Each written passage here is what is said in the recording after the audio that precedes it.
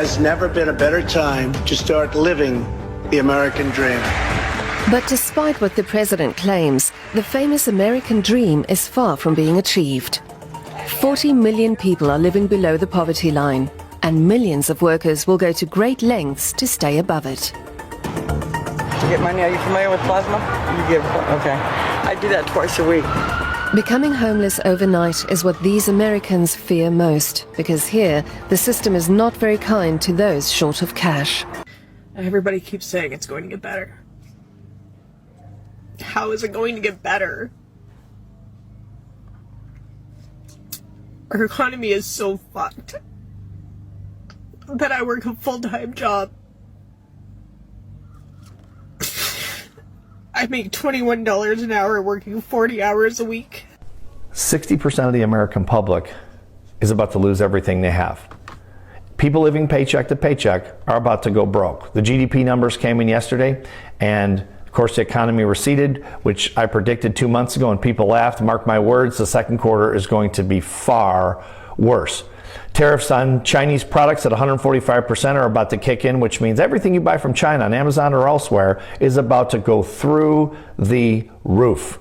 Grocery store shelves are starting to empty at Walmarts across the country, and of course grocery prices continue to soar. People who've been financing groceries on credit are starting to default on those payments. We are about to see an economic catastrophe. If you're in this 60% that has little or no money, please stop spending money. Protect your family. Trump does not care about you. Even if you voted for him, he's a billionaire. He won't suffer, but you and your family will. Please protect yourself.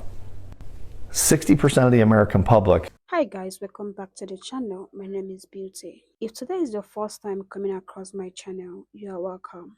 And to my able subscribers, I really appreciate you all. God bless you. These are videos of white Americans living in poverty. You know, the media made us believe that white people are rich, while the black people are poor. But that is a false narrative. They also made us believe that if you have not arrived in America as a black person or as an African, you are yet to fulfill your dream. But that is a false narrative. They also made us believe that black people are the bad people, while the white people are the good people. That is also a false narrative. And now these are videos of white Americans crying how they cannot be able to afford food, how millions of white people are living in poverty. Let's get into these videos and we will come back to talk more about this. Stay with us, comment your thoughts in the comment section, subscribe to this channel to support the channel, and we'll be right back. Yeah, and you're starting to see the same trend, frankly, across the West Coast states and some of the big cities, especially on homelessness. The policy on homelessness, for the most part, is to let homeless people do what they want without any consequences, and when they're ready to ask for help, that's when we'll give it to them. A lot of this is being fueled, the homeless crisis, by unaddressed mental health issues, drug addiction. These are not folks who are just going to willingly raise their hands and say, I need help. We are enabling them, and that's why you've seen this problem poor white people. So dramatically. Poor white people. This is America. Okay? This is America. So you Africans dying to come over here? You're not going to see any change, and unfortunately, we are starting to see a lot more people just on the news. I'm done. I don't pay what I pay to live in Portland, Seattle, San Francisco. Well, check out my videos, man. Check out my videos. Zoe Life. I'm showing you the same thing the news is showing you, but way better. You know what I mean? Showing you the same thing. ZONLIVE. This is America. Homelessness, poverty. Yeah, it's on the rise in America. I'm telling you, man. People are losing their job. They're losing their company, losing their family. It's crazy. So a lot of people are leaving America. So I'm not really sure how I made it over to the white men crying on video about their finances side of TikTok. But I was over there for a little bit. And at first I was like laughing because it's like FAFO, right? Because like y'all voted for this and now it's affecting you. But then I started to think like these are normally the people that And so to see them online in this much disarray, where they're on video crying in full tears about their finances and how mad they are,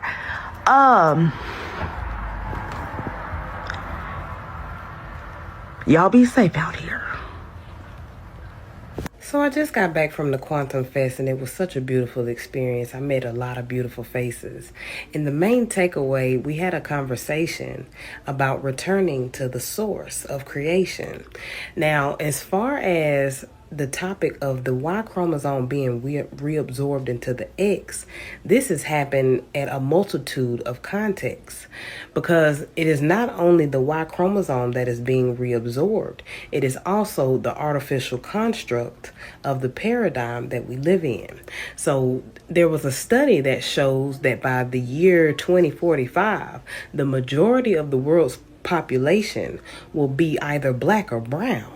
So not only is the male as we know it being reabsorbed, but the same thing is happening with the albion or Caucasoid. So when it comes to the topic of returning to the source of creation is the primordial cosmic womb, which is dark matter, which is melanin.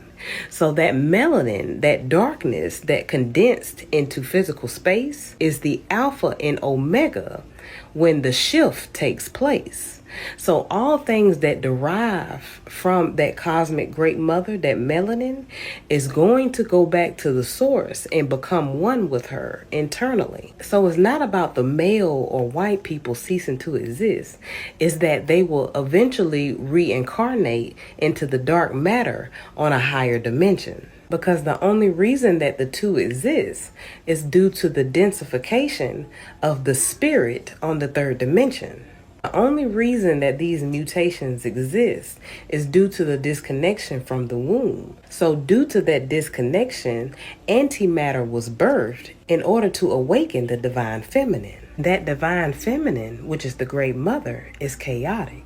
So she is now on a mission to devour anything that reflects her dishonor. So regardless of whether or not you see yourself as one, anything that is not her will be eradicated by the time it's all said and done. Only in America can you still have $3 in your bank account, but owe the bank $36.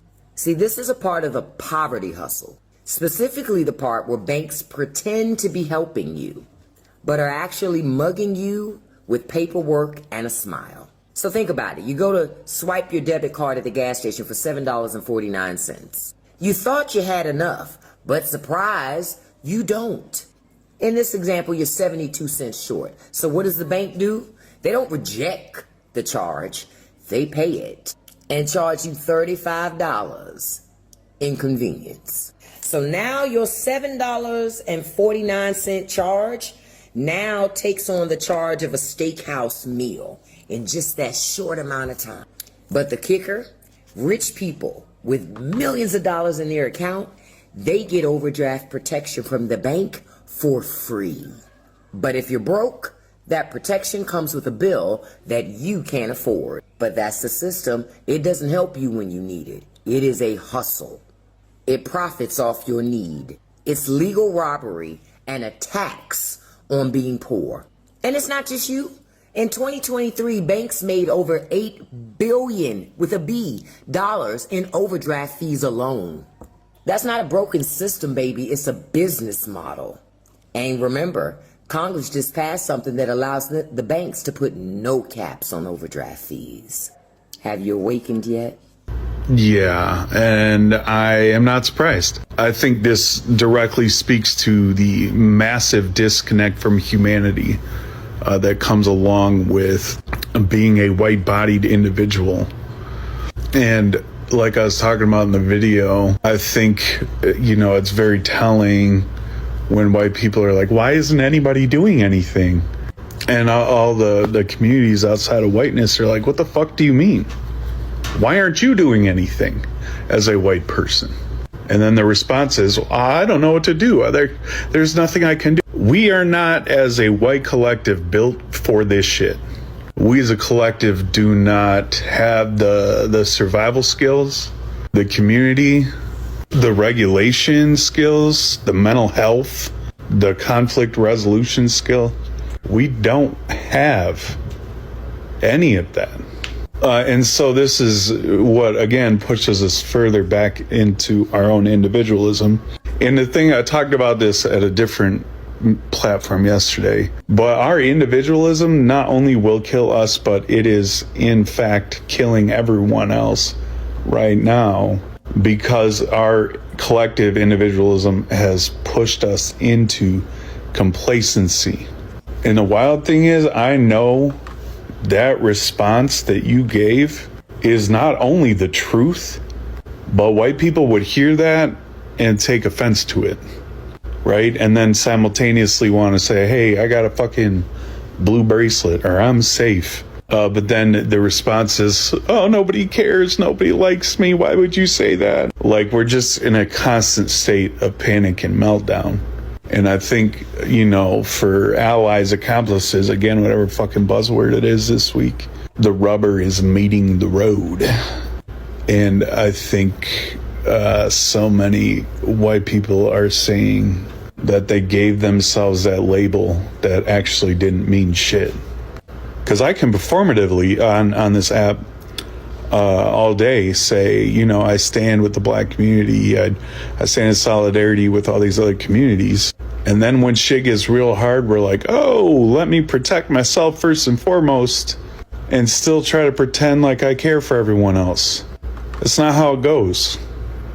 And our complete lack of humanity and our inability to be empathetic to anybody outside of ourselves, and barely towards ourselves at times, is so clear. And I know it's clear to every other community outside of whiteness, but I think there's a lot of white people that we're looking at each other like, what the fuck? I thought you cared. Oh, I thought you cared. I thought you cared. I don't know what to do. What are we going to do? And white supremacy is coming crashing down. And the outcomes of that is violence towards everyone else that doesn't look like me. While at the same time, that individualism that most white people choose is collectively suffocating everybody. Why, oh why do poor white people vote against themselves time and time again? They vote for Trump and the other MAGA politicians only to have every promise broken, prices go up, social supports evaporate. Here's why. First, remember what I talked about recently, the psychological wage of whiteness. That term was coined by W.E. Du Bois to describe poor white folks being paid with social status rather than decent living conditions. They're convinced by the elites that they're better than black folks, better than immigrants, Latinos, LGBTQ folks. They're convinced that being white puts them in the same league as the elites. Of course, the elites know otherwise, but the poor whites buy it because they're grasping at straws.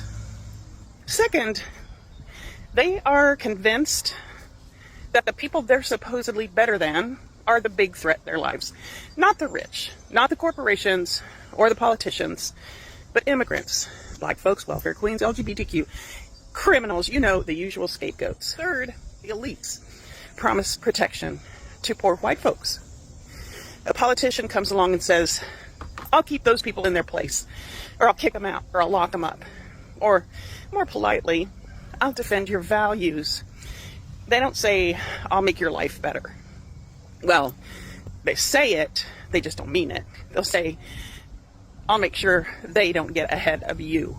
Fourth, they vote for the punishment, not the policy.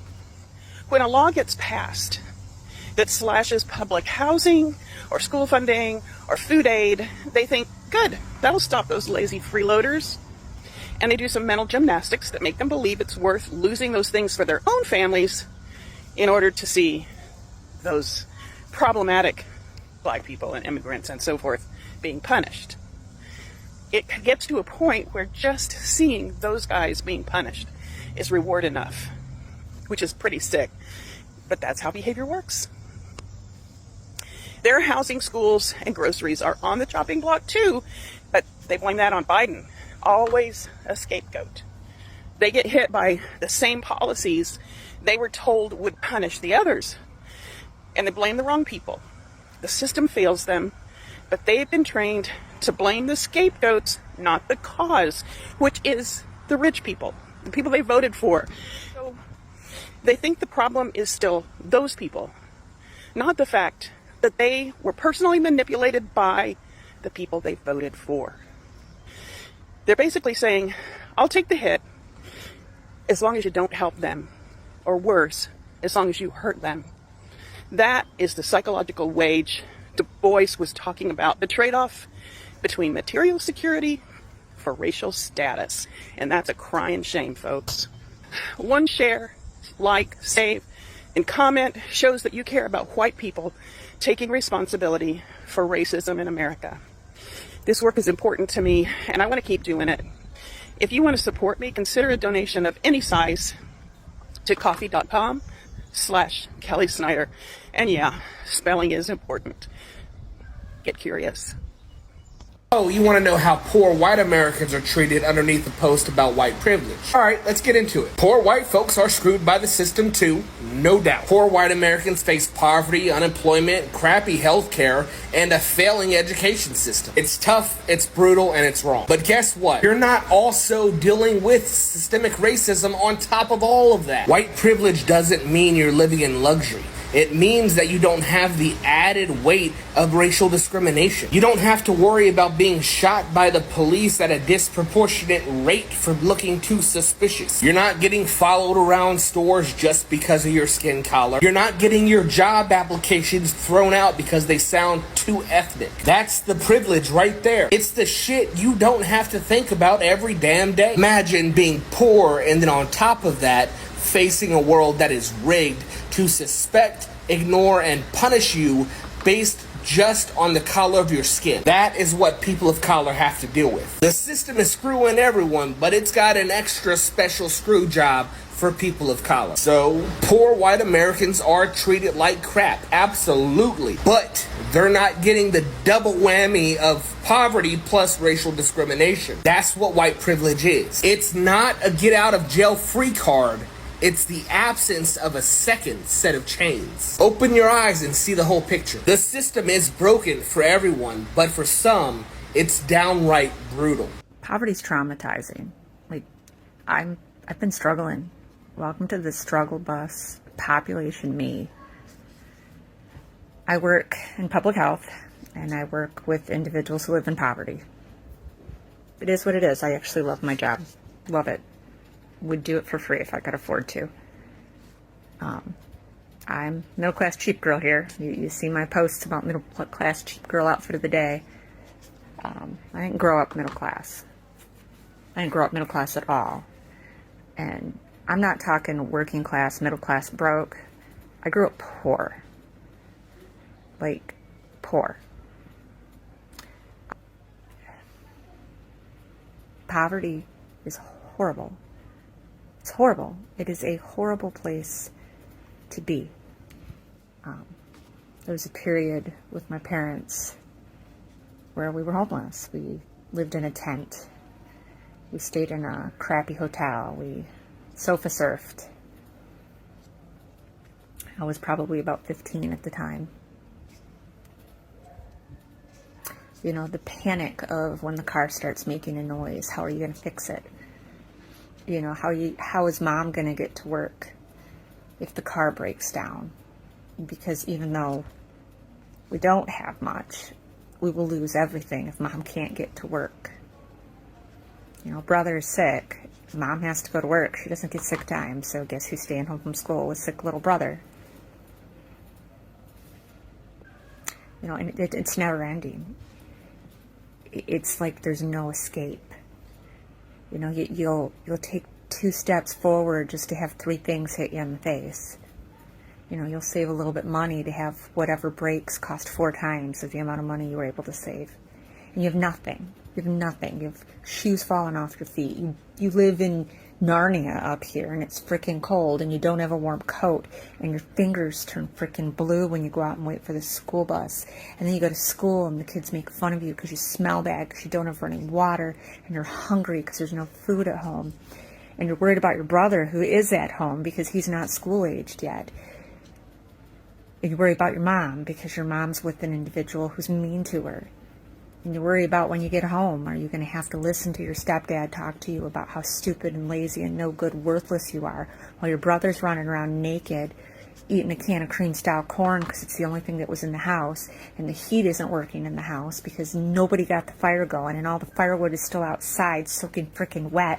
So when you do climb it in with your no gloves and your no boots and your shoes that are falling off and your coat that isn't warm enough, you can't get the frickin' fire started because the wood's still frickin' wet. So you have an electric stove that you turn it on to heat with, and it doesn't really warm things. Then you finally, at the end of the day, climb into bed and you feel something weird under you, and you look down and there's a frickin' mouse in the bed because the mouse is just trying to stay warm too. So it climbed under the covers. And it's every day. Every day. There's no end. It's over and over and over, and there's no end. And it's like you're on a hamster, just running on a frickin' hamster wheel, and there's never going to be anything different, and there's never going to be any change. And that is poverty. That's poverty. And I'm very thankful to be a broke middle class girl right now. You know, the groceries are pissing me off, but we have food in our belly. Tonight, made a zucchini chicken mushroom dish over rice, homemade Chinese food. I'm sad because I'm craving, like, takeout Chinese food. But we have money to make homemade Chinese food and skills to make homemade Chinese food. But just being in that conference just rips off the scab that is still there of poverty. The traumatizing scab of poverty. And I know most of the people I grew up with are still there. So I feel guilty, too, for leaving poverty. I feel so blessed that I had the chance to go to college and marry somebody who took care of us, who was a partner in life. But so many people I went to high school with never left it.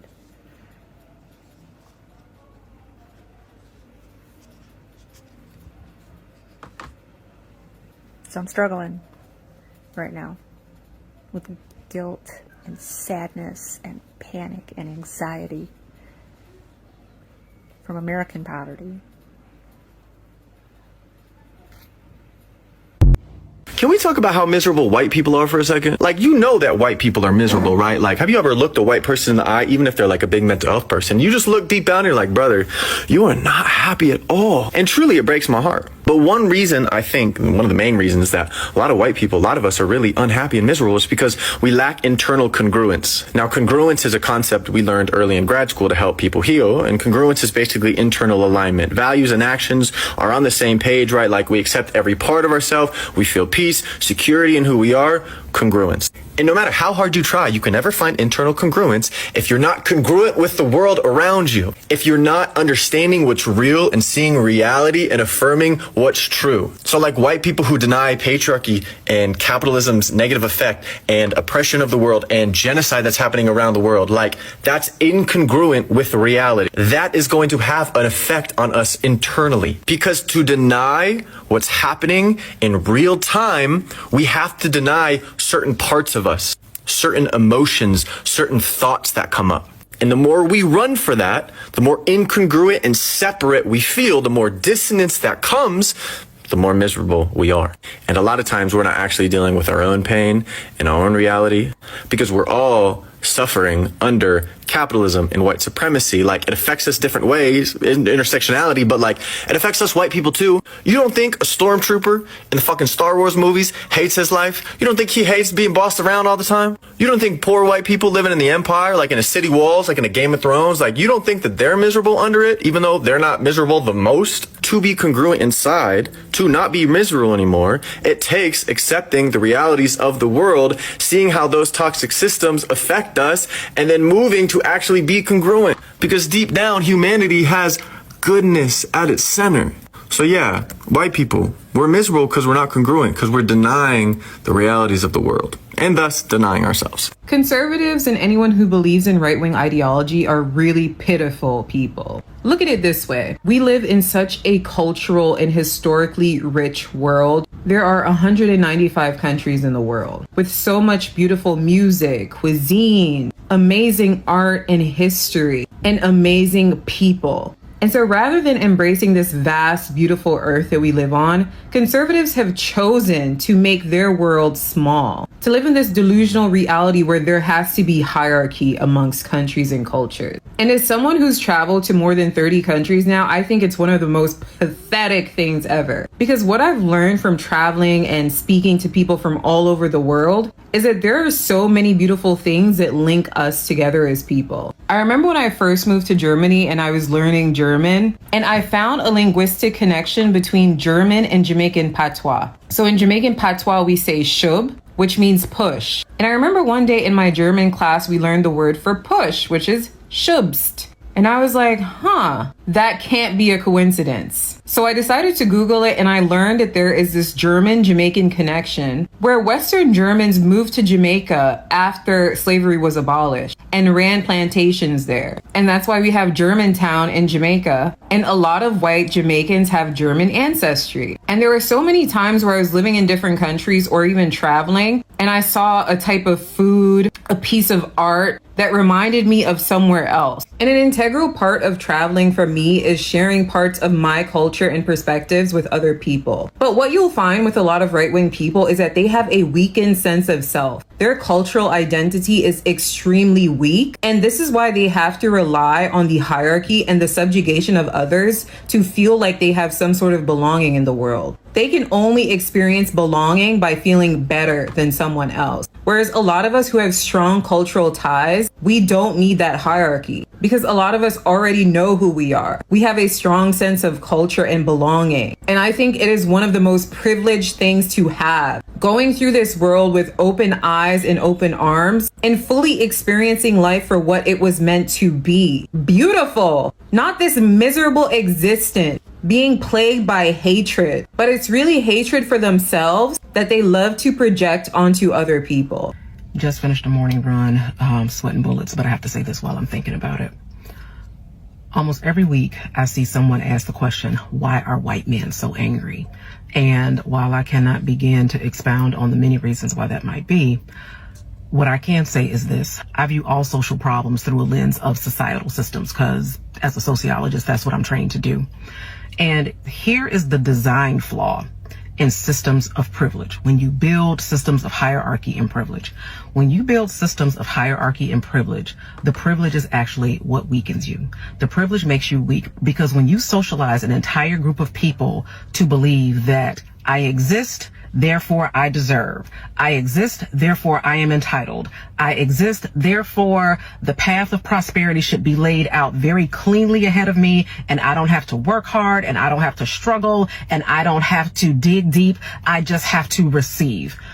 Meanwhile, you are socializing all other groups to survive with less resources, with less privilege. And so as a byproduct of their survival, they are becoming adaptable, resilient, creative, resourceful. They are developing the muscle for survival that they subsequently turn into systems for success and prosperity. Meanwhile, the privileged group is not developing these systems. And when they start to see the disenfranchised group becoming stronger, gaining opportunities, building systems of success, rather than say, hey, maybe we ought to be doing that too, no. Privilege doubles down. Privilege digs deep into the well of anger and grievance and says, you are the reason why I can't be successful. You are taking opportunities away from me and my children and generations. And so now, rather than develop the muscle of resilience, what I'm going to do now is start taking privileges away from you. And now I'm going to start taking your resources, and now I'm going to start burning your house down in hopes that you will get back to where I think you ought to be, which is underneath me. Not realizing that the more you do that, the more privileges you take away, the more systems of success you try to dismantle, you are only making them more creative. more adaptable, more resilient, and more resourceful. So it becomes this Ouroboros, this snake eating its own tail, because the very system that you designed to uplift yourself is actually the one that is putting you far behind, because you never develop the muscle, the work ethic, the resilience, the innovation, and the creativity as the disenfranchised group. So it's being said that young white men have been radicalized because they've been disenfranchised. And there's some truth to that. But I believe that their disenfranchisement has been the result of the unfulfilled promises of privilege. Like, their complaint is that, I'm 27, I'm 30 years old, and I have no financial, economic, or romantic prospects. And newsflash, that's literally what people of color and marginalized groups have been complaining about for decades, for generations, about their lack of prospects in this country. That has actually actively led to their disenfranchisement, well, our disenfranchisement, because I'm one of them. But we worked and we learned our way out of that so that we wouldn't be in a position where we elected into leadership our actual oppressors. See, young white men don't view or identify older white males as their oppressors because they look like them, because they're their dads and their uncles. But unfortunately, the fact that those promises of privilege have not been fulfilled for them, that the entitlement that they have been raised in, and ingrained within them, the fact that all of this is yours and for you, and as divine by the will of God, and none of it should you have to work for, which is part of what their complaint is. And they don't want a competitive space in a competitive world. The chant in Charlottesville, Jews will not replace us. This fear of being replaced because in a competitive marketplace, you haven't been bred for generations to compete. You have been told that you were entitled to all of it, and it is your birthright. So you haven't competed. You haven't improved yourself. You haven't built skills to put you in a place to compete with the people of color who have been told their whole lives for generations, twice as hard for half as much. But again, the radicalization of these young white males is just the unfulfilled promises of privilege. But now you find yourself in a space where you are facing the same world as the groups that have been marginalized by your fathers and your grandfathers. So I think the solution is to actually find yourself unifying with these marginalized groups who have worked so hard to scale and achieve. And I know that's a big blow to your ego, because you've been told your whole life and for generations that they are less than you, that they are beneath you, that they are inherently genetically inferior to you, which I understand how that contributes to your rage. Because these people who you have been told and made to believe are inferior to you have accelerated far beyond you. But that's not their fault, because they were never told that they deserved all of it by birth. It's the fault of your fathers and your grandfathers who withheld this from you. No immigrant took your job. Your father and your grandfathers and your uncles gave them to them. They preferred them to you because they will work harder for less money. The solution for you is to work harder and to unify with these people so that we all can live in a competitive society with fair compensation for fair work. And right now you're at a point in history where you have the choice to either unify with the oppressed or identify with the oppressors. Make the right choice. Y'all want to know one real reason why America's crashing out like crazy right now? Mediocrity don't hit like it used to, baby.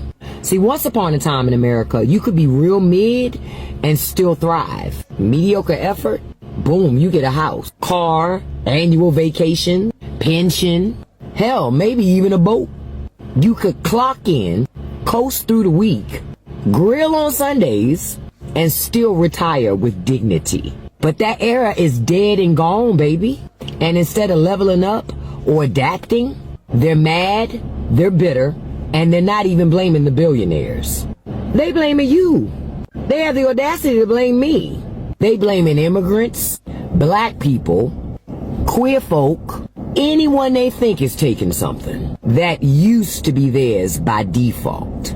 See, they don't want equality. They want comfort. And when mediocrity no longer gets them that comfort, they start rewriting the rules to rig the game again. It ain't about fairness. It's about preserving the lie. The lie that being average should still be enough for them. So the white Americans are in Mexico, as usual, causing problems for the Mexican citizens there. I mean, how dare you go to someone else's country to retire? Because you're a guest, literally, you're a guest there. This is not your home. You're there, you're retired, whatever you're doing, vacation, and then y'all go there and complain about what they do every day that's a part of who they are, their culture, and their way of life, because it inconveniences you, and then now some of y'all upset that they're taking to the streets and protesting your existence in their country. your existence there. They're destroying your properties that you have built, the businesses that you've built there. That's driving their economy up, the cost of living up for them. And y'all upset. Go Mexico, keep up the good work. These videos are videos they do not want the world to see how the white Americans are struggling in poverty. The videos they want you all to see is the videos of black people struggling and crying. They wouldn't want you to see the videos of white people who are living in poverty, who cannot afford homes, who cannot afford 3 square meals, who cannot afford clothes. And this made me believe that black people are God-chosen people. Black people ancestors are always fighting their battles, because no matter what black people has been through, you cannot see them on the internet crying or begging or being homeless. Black people are survivors. They has been surviving for so many years. Despite everything that has been done to them, they are still surviving without coming on the camera to cry to everyone. Black people are God-chosen people, and that is why God is fighting their battles every day of their lives. Anyway guys, these are my thoughts, these are my opinion. Comment your thoughts in the comment section. Subscribe to this channel to support the channel, and I will see you guys in my next video. Bye.